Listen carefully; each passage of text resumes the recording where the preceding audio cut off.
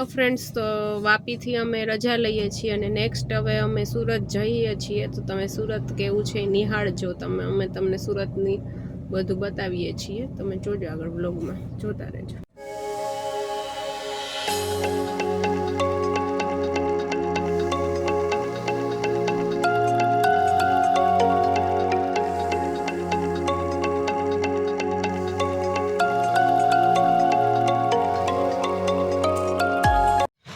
તો ફ્રેન્ડ્સ, અમે સુરત આવી ગયા છીએ અમારા બેનની ઘરે.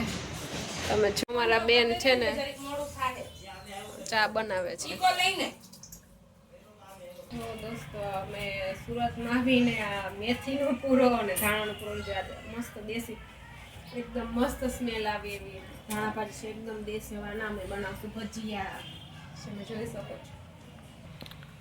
બીજું કઈ કહેવાનું?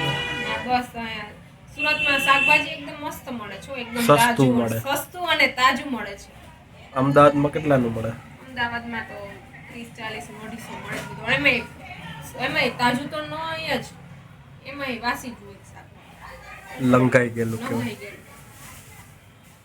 દોસ્તો, એટલે સુરતથી શાકભાજી લઈ જજો. દોસ્તો, હવે જો ભજીયાની તૈયારી થઈ છે. ચાલો તમે કાઠિયાવાડી સ્પેશિયલ ભજીયા ખાવા પહોંચી જાજો. અમે બનાવીએ છીએ અહીંયા, બતાવવામાં આવશે કેવી રીતના ભજીયા બનાવીએ છીએ. તો અત્યારે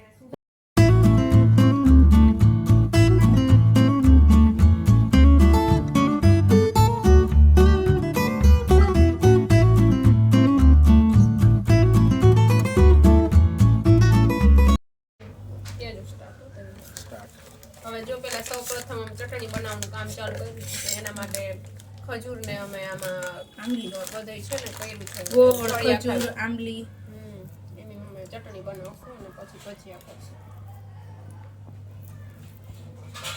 હવે ચટણી અમારી તૈયાર થઈ ગઈ છે. પછી એને ગાળી લઈ એટલે જે વધારાનો કચરો હોય એ નીકળી જાય. અમે અને મસ્ત ગાળીને એકદમ સ્મૂથ કરી નાખી છે ચટણીને.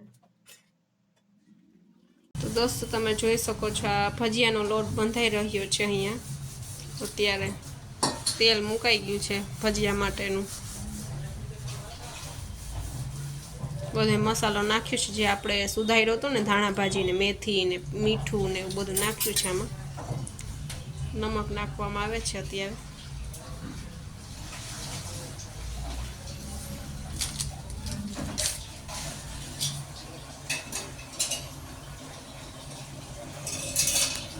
તેલ અત્યારે મુકાઈ ગયું છે.